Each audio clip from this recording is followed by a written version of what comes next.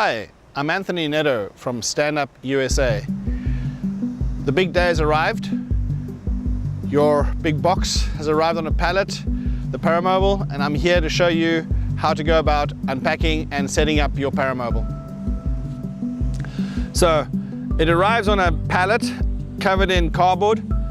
Make sure there's no damage to the outer packaging. If so, please take pictures. This helps us with our transport insurance. It has to be done within 24 hours for us to claim. We then get some friends to help us. Start with the lid.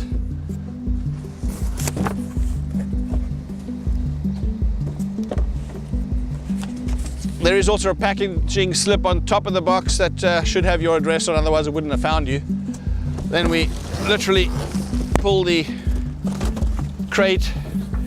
In this case, we were lucky there was no damage, and well, we haven't got there yet, but all this packaging, do not use a knife or cutter, because I've found some clients have slashed the pillows in the under the packaging, so it is advisable to go about this carefully. All right, guys.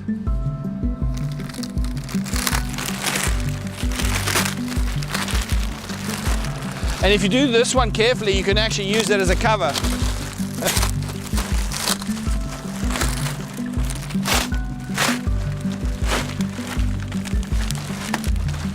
You might find a few of these bags to keep moisture away. These are not parts, they can be discarded appropriately. They're not for dogs to play with. It makes a lot of mess for those with service dogs. Okay. Please use appropriate cutting, not a knife. They are dangerous, as well as you don't want to cut the main cable to the joystick. We have another one over here, which is a little bit the same thing. Be careful not to cut the cable once again. It is a bit tricky, but it can be done. In the one bag, it'll come with a fuse and a red key. The key is important not to lose. There is only one available. Take a scissors and cut the cable holding the wheelchair to the pallet. Okay, there's one on the back wheel as well in this. We do the same. Toolbox arrives in a pouch. It has a very important tool which you'll be using rather regularly to check bolts that are tight, as well as which you'll probably need if you have a large hands to put in the fuse. This is also an important part of the chair. To get it, it normally comes at the lowest position. If you are needing the lowest position, half a turn up to keep off this joint. In this case, we wanted to get all the way as high as possible. So 4 or 5 turns should be sufficient to get my hand to the fuse box, which has a clamp to hold it in. I've taken the one fuse out. This is a 120 amp fuse. It'll be put in, there's only one way you can do it. Whether it's this way or this way doesn't make a difference.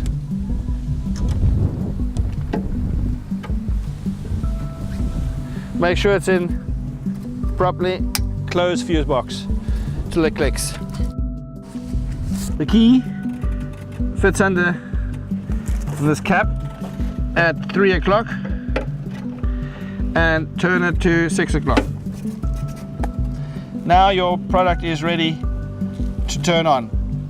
It does come with a manual instruction for use. Please read through carefully to understand your product. And it's very well explained with pictures, diagrams, and take a few moments, makes you understand your Paramobile or Paragolfer in this case. The standard version with the golf package is one golf bag holder, which I will show you where to attach at a later stage. Breast belt, knee belt, toolbox. Inside the toolbox, you'll find the major Allen key, which we'll be using to tighten bolts regularly and to adjust seat height for different sizes, which is important. And one wrench. This is used to take as an emergency wrench for the tires in case you have a flat, to take the wheel off. And then 5 Allen wrenches for emergency tools to tighten various parts on the Paramobile. And finally, a most important part of your machine, because that drives the battery, the battery charger. And the battery charger, please do not leave on the ground. I will show you in detail how to charge and how to plug it in, because this battery charger, without this, your day is ruined if you haven't charged the machine the day before you want to play. To put the fuse in the spare toolbox, I will show you later on where to put it. It's important because the fuse does blow to protect the main electronic box. Going through soft sand sometimes, or too steep a hill, it's there, and that's why the fuse will blow, to protect the box. And it costs you 10 cents for the fuse, then a few $1,000s for the electronic box, so it's worthwhile having that fuse. And you need it when it blows, otherwise you're stuck in the middle of nowhere, and that's 400 pounds. It's not easy to move. To engage the brakes again, just push the left lever hard down, and that will engage the brakes, which then I'm now able to drive the unit. Should the lever be in an upright position and not properly engaged without clicking, oops, it clicked automatically there, still brand, and I turn it on here,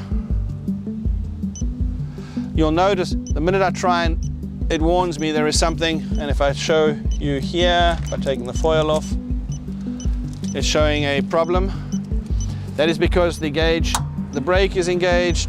I turn it on, I turn it off, and the problem is solved. I can now engage the vehicle. Turn the unit on by pushing the green button. It'll make a peeping sound. I generally put it into the 3rd or 4th gear by hitting the M button once or twice. You'll see the numbers come up on the display, and putting into reverse. I wonder if we have actually undone everything. Okay. All right. Stay. I'll do it. You notice I try and come up at a slight angle. That way it's just easier to maneuver. And there we have it off the pallet. For those that would like to use the golf bag holder, you'll notice it just clips onto the side. Little push that in and drop it into place. This way, the golf bag then lies on its side securely, fastened by these 2 easy to connect belts. As mentioned, the fuse in the toolbox with the retools under the net in the rear compartment is the best place to keep them without losing them. Should your Paramobile come with a footrest in this position and you are needing it at the bottom position, you undo these 2 bolts completely using the Allen wrenches provided. You need to take the bolt out completely on both sides. Position the footrest as snug, it is rather snug as possible. Preferably, do not tighten the one side. Try and get them both in, and then you pull them both in synchronized. Otherwise, if you tighten up the one too soon, you'll end up tilting and the other one will not fit. The charger comes with a plug-in, can only go in one way, and this section goes into the wall, not into the Paramobile. I generally leave the charger on the footrest, as should there be a flooding or water damage, it's protected rather than being on the floor. There's only one way to put this charging cable in. You see I can try anyway. It'll eventually just find its own way in. And then important is to turn. Generally it gives a click. Do not pull cable to get it out. Pull and twist at the same time. To put it in, no need. It can only go in one way. And then turn till it clicks. Generally, that can be done very easily. And to take out, once again, very easily. Once you have disconnected your charger from the Paramobile, wind up the cables, unplug it from the wall, as current running through the charger does use wear and tear. Should you want to go from one place to the other, please make sure you wrap up the charger cables carefully and transport them in the back of the Paramobile, where we showed you where the toolkit goes. That way you know your Paramobile will be used on the second day of your golf trip. As one round of golf, you need to recharge overnight using an important charger. Should your Paramobile arrive with the joystick in this position, and when sitting in it to find that it's too far forward, it's a very simple adjustment.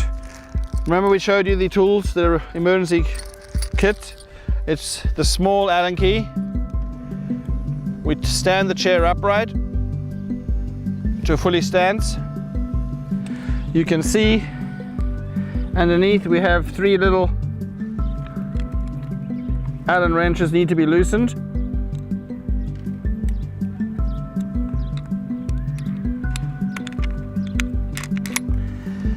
You then scoot. This one will fall out. We put it immediately in the back because the new position would be on the top. And then we bring back the hole. So we slide it as far back as it'll go. And then we readjust the Allen wrenches.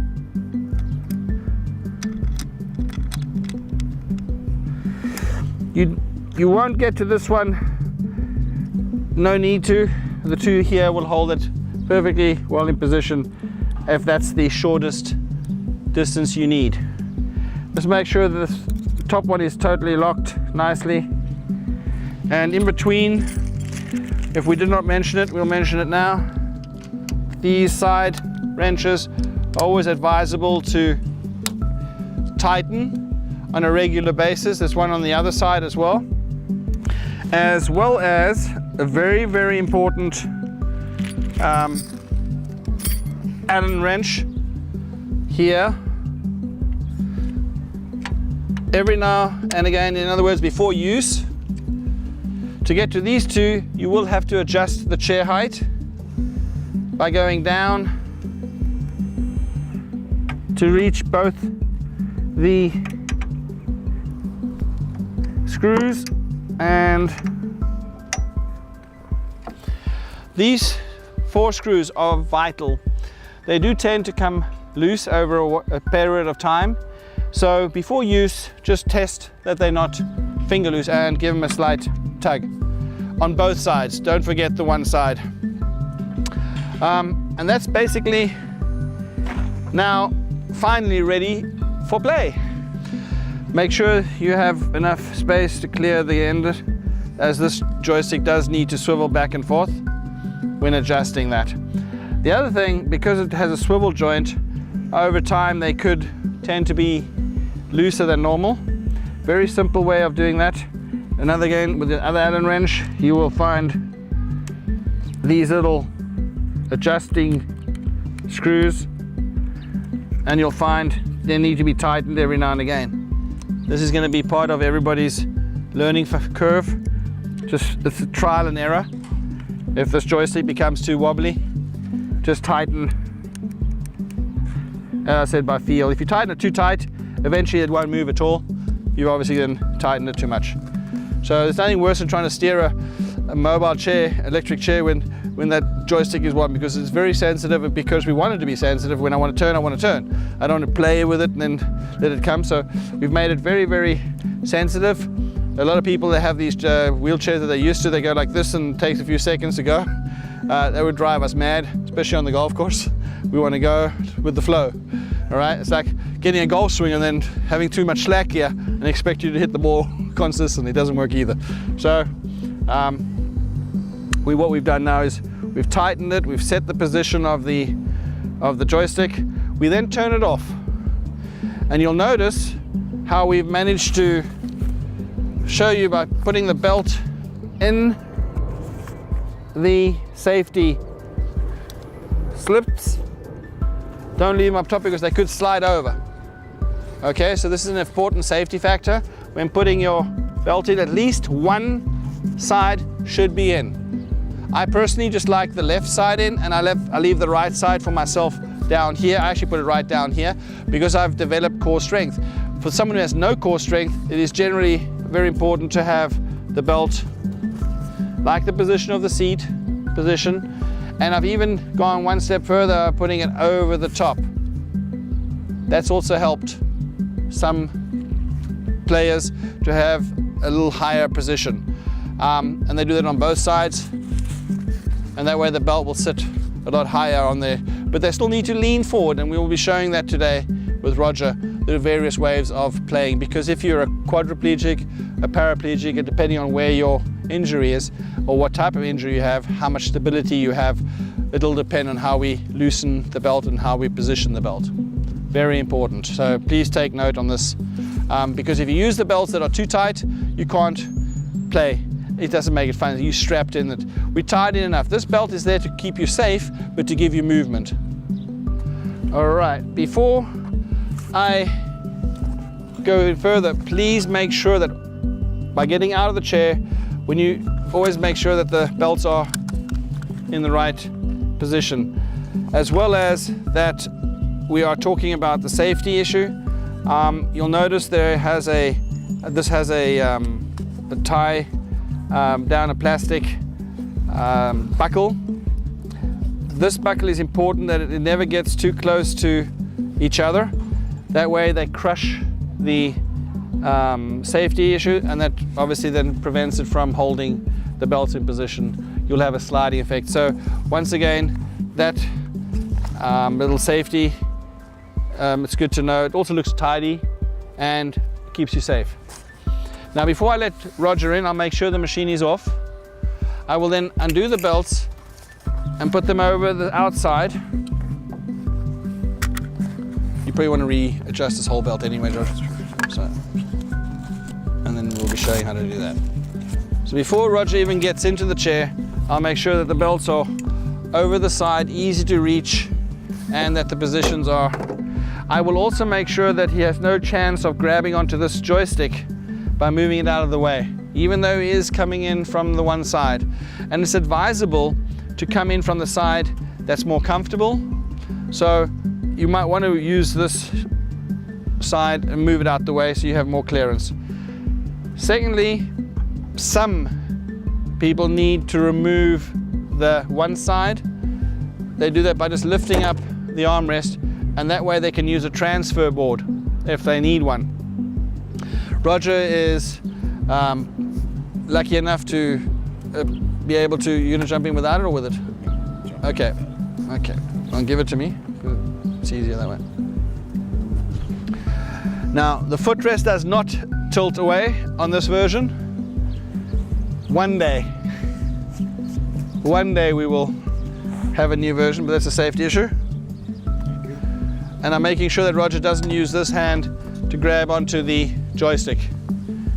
And by the way, the joystick is turned off for an important reason. Now you remember I said this is going to be an important Allen wrench. The reason being, in this case, Roger looks pretty good, that's just by luck. But generally the chair will come in a lower position. This key here will enable me to position Roger. Let's just get that chair out the way. Okay, that's fine. And I will be able to now put Roger safely so that before he stands, he will have a perfectly fitted standing wheelchair position. I'm going to move you there 2 seconds, Rog, without the belts. Generally, this chair comes in a position which is far too low anyway. Remember, for those that think it's at the bottom position, I want 1/2 turn to make sure it's not sitting on that joint. Should your position of your feet still be too low, then we'll need to raise the bottom footrest that we just dropped down prior to this position. Because that's the great thing that we've designed. We've made one chair to fit all, from 3'2" to 6'3" with legs. Without legs, it doesn't really make a difference apart from the width of the person wanting to use it. So coming back to adjusting it for Roger's height, because Roger doesn't have enough pressure underneath his femur, I would like to adjust it slightly higher. This can be done while Roger is sitting in the chair. By turning it anti-clockwise, raises the chair, and we'll double check. So that when Roger sits with both his heels touching the bottom, he still has pressure underneath his thigh. That's so important for each climb, because should he have a gap and he stands up when we put the knee belt on, there's going to be too much pressure on the femur. So this can cause injury. So this is an important factor. Please take note. So Roger is now protected underneath with pressure from the seat level that we raised. His feet are touching the ground. They're both flush with the ground.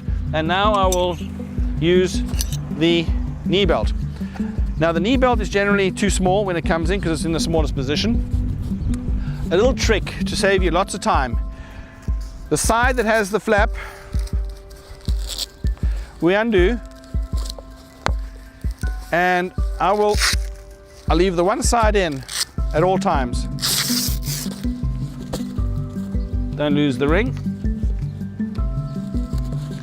I'll position it onto this ring, which is positioned on both sides of the chair. I will then ask Roger to hold it slightly against his legs without being too tight. I will then very gently make sure the Velcro position is there. I will also make sure that my hand can fit between his legs before I tighten the belt. So if I did it here, which looks like, oh, that's nice and tight, this would be too tight for Roger. So I would be needing to lengthen that belt, make sure he can still put his hands in between both. Are you sitting for it all the way back? There we go. Now you are. You see the difference there? We already gained another inch. So I can make it just a little bit looser and then find the position. I then, before I forget, make sure I thread the belt back through both. Don't forget this bottom one, it's very important. It's all to do with the way they've designed it to make sure it holds you safely and correctly. Roger will also put the waist belt on first, the bottom one. Okay, the bottom belt will then be, we will take both sides, pull them over there, get a loop in the front. Leave a loop. The reason I like the loop is because this belt needs to be tightened when going up anyway. For the gulp position, it gives you a good spine angle. So I tend to try and leave that loop. So as I'm standing halfway up, I give it a bit of a tug and it gives me a better spine angle. This takes, if it's too tight, just do it when it's loose, probably easier. And then I will tighten it here, Roger. Okay, got the loop. Okay. Some people use a towel underneath the low waist belt just for comfort reasons. Okay. It's all individual. And then I use this loop here. Don't pull it there. I use this loop here so I can give a little tug at all times on both sides. You'll notice when standing up, it does loosen, and we'll do that in the next phase. So now we will tighten the breast belt, which is the upper belt. We first bucket it in. Very important now, very important is this piece here. This piece of Velcro on this side needs to be put over and through. You might want to do that again, Roger, yourself. We'll redo that. The belt position goes in there, over and through. That prevents the belt from sliding out and hurting you in the ribs. This position, if you have space, we just put it through. It takes up the slack. In this case, it's not that important. Okay. Now you've got plenty of space here. Okay. The belt is not supposed to be tight. It's supposed to give you the movement and freedom for the swing. So before standing up, in this case, if you are a higher para, you will then probably want the belt in this position before you hit the up button. Okay, so Roger's going to show us the position. Should you be, you'll turn it on by hitting the green button, let the charge up, and either using the arrow to stand up. At the same time, he's holding the belt in this position, which soon takes up the slack. And that way you'll notice the belt takes a bit of slack, and I give that a bit of a tug with either hand that's more comfortable to do it with. Remember to please, before sitting down, loosen the slack, because as you go down, it's going to tighten. Okay? There we go. That way, the belt is nice and loose when needed. All right, we do that again. Roger is going to stand up by holding the belt with his left hand in this case. Should it be a right-hander? By the way, the joystick can be put on the left-hand side as well, but should it have come on the wrong side as ordered, we can exchange without major tools needed. A few cable ties. Right, now Roger is now positioned. If Roger wanted to go any higher, he would bring the joystick to himself, and he'd have always access without touching, having to stretch for the joystick.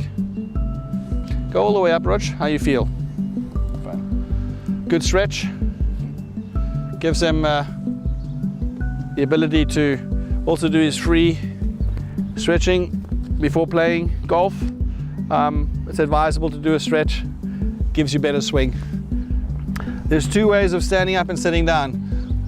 Hit the M button for 2 seconds, and you'll notice that the display flashes.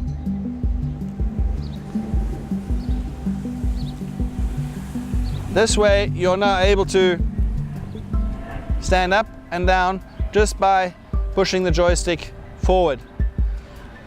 Your machine is not broken. It's meant to do that. We use that a lot in our shooting program, as we tend to want to have no movement by accident while aiming. And this way you're now able to drive. If you hit to disengage, you hit the M button for 2 seconds, it'll go back to drive modus. Or what you can also do is turn it on and off. So if the machine went off and you turn it back on again, don't think you're just in the up and down modus, you will drive. So just drive back slightly. There we go. The machine does show a snail on the display, and this snail pops up the minute you start standing. It is a safety feature to slow you down in a standing position, and there are various reasons for that. One is very important, that's gravity. Because being top heavy and driving at 8 miles an hour and all of a sudden stopping on a downhill, you can imagine that could cause you to want to tumble. This way you don't have the speed, so gravity can't take over. So we've made it as safe as possible. You'll also notice that the chair, when it's on an angle, will give you a peeping sound. That's a warning that you're on a steep angle. So should you want to stand, it's at your own risk. These two belts are adjustable.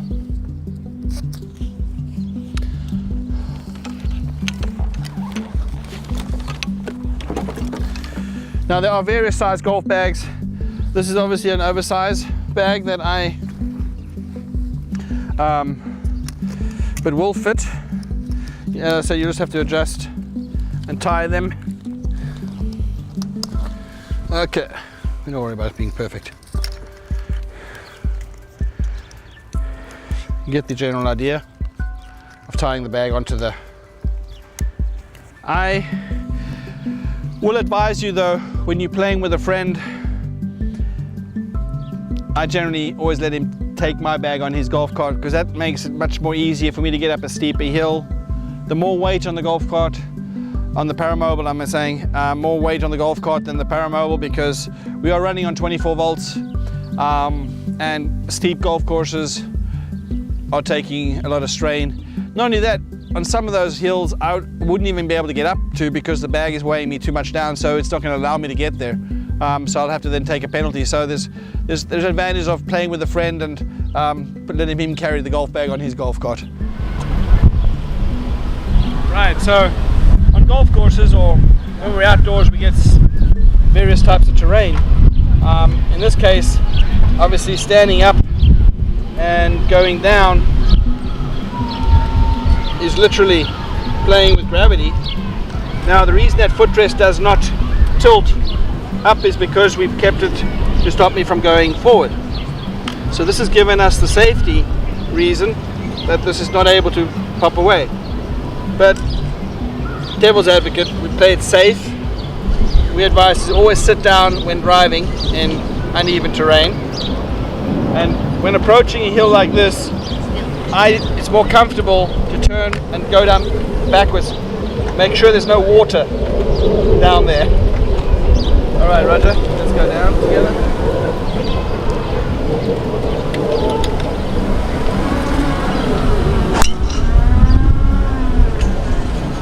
Easily done and safely done.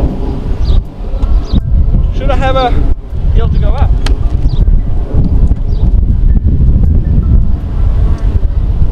We tend to want to go up backwards because this way we're not forcing too much pressure and pushing myself up the hill tends to be a lot easier and prevents wheel spinning. As if I'm in the hill, all the weights on the back and the front motors are basically now going to take all the pressure and just going to spin. So we do not want to rip up the grass, and I don't have the traction necessarily. So I'm going to have to go down now and restart my process because I'm on a too steep a hill. Watch out. Make sure you always know what's behind you when reversing. Alright. Should I have a downhill or a side hill lie, I approach the position of the ball. Right, in finding the position of my ball, you notice I reversed up. The machine is warning me at the moment and telling me I'm on a steep hill. It's actually beeping. Well, depending on your experience, we advise to drop the ball on a flatter piece of ground. But just to give you, this is my personal risk that I'm doing this, but I'm able to position myself. There's two ways of doing this. One is to supporting yourself and just releasing it with a one-arm swing, getting yourself out of the trouble, and then playing the ball from a safer position. One more ball. Or we have the two. You'll notice also from the golf tip, I'm going to put the ball off my right wheel position. And then two hands. I can get a bit more club head speed, and you'll notice the chair is still very stable, but shouldn't want to go too stiff. Don't do this at home. You'll notice that we have built in a bit of safety, how it just turned itself because the back wheel broke away. That doesn't always have to happen though, so when it's beeping, rather not stand up. It's at your own risk. And then, as I said, find a safer spot to hit that ball. The machine is within reason capable. It's a lot easier to hit a ball in a stable, flat condition. Okay, in this case, Roger I'm going to have the belt as low as possible. He does hit two-handed, and he'll use his two-handed technique and using the belt in the lowest position, being an incomplete. He has the ability to have some core strength, and that's going to give him the ability to have the belt as low as possible. So this is like the lower paraplegic L4-5 area, and it's going to show us the two-handed golf swing.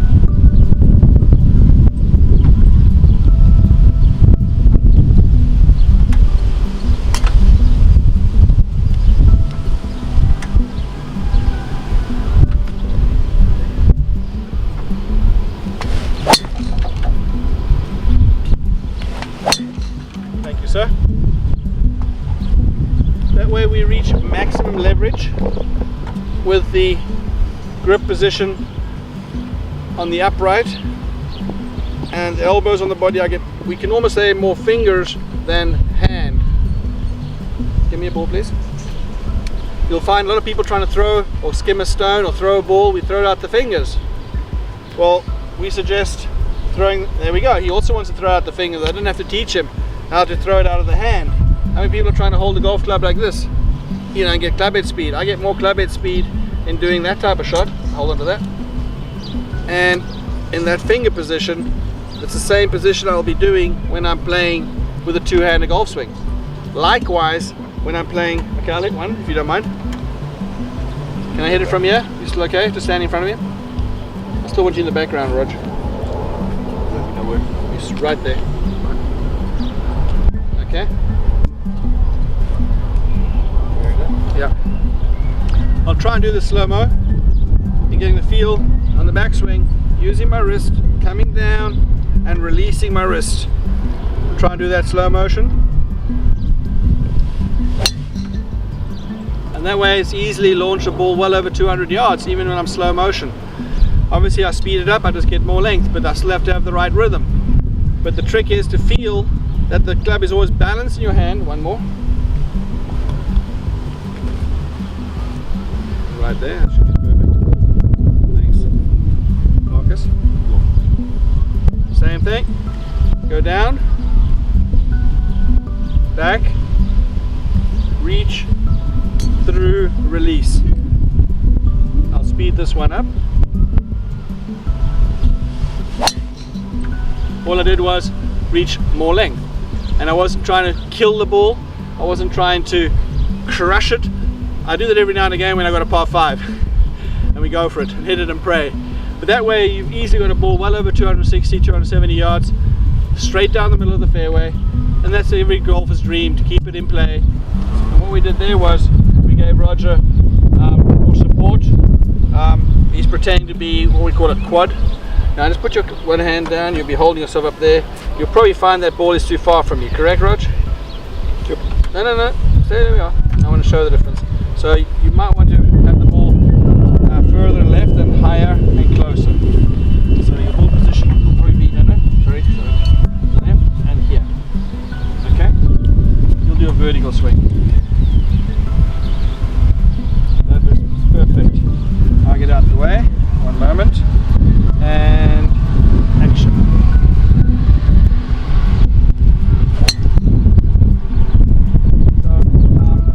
It's not your swing necessarily, or maybe the first couple of rounds, holes, you haven't warmed up enough, so your ball position is probably further right, and then as you get quicker and more flexible, you'll probably want the ball position left. Don't force a golf swing, let it happen, and that's what's making you a better golfer.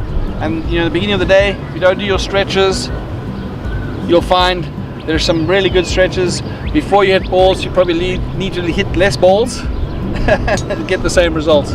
And at the same time, you don't hurt yourself. Your injury is also important to notice. A good flex, a good stretch, and a good stretch. We can actually do that together, Roger, if you don't mind. Very important for the wheelchair user. We drive into a hill, and we can drive into the hill.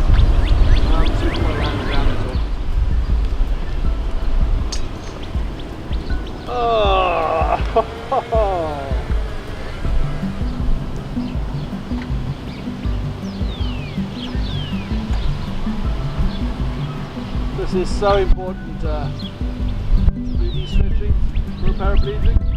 You go off and play a club, you can actually do a nice little flex. Flex, line of flex,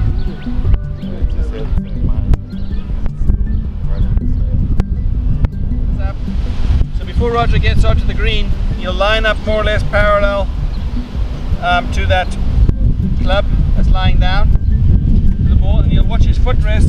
His foot blade comes in at 90 degrees, no turning on the green.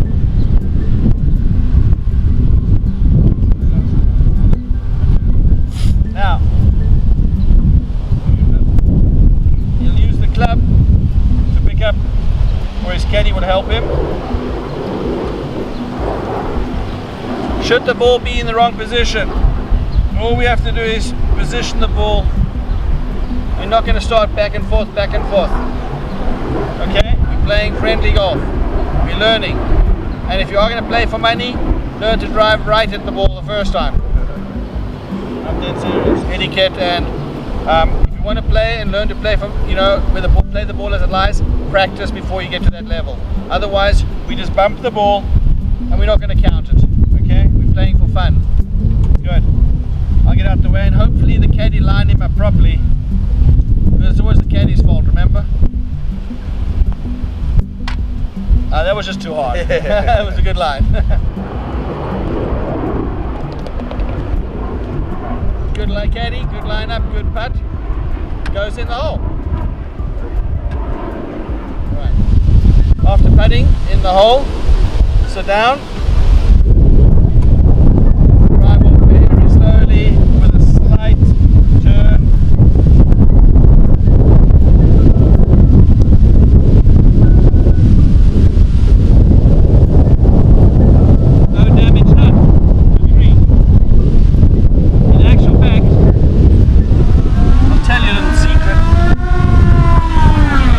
Flattened your spike marks. So remember, good stretching gives good rhythm. A little bit of practice before you go. We're going golfing, so remember the safety first. Keep speed of play. Have fun. It's only a game. We're going golfing, guys. Cheers. Let's go, brother.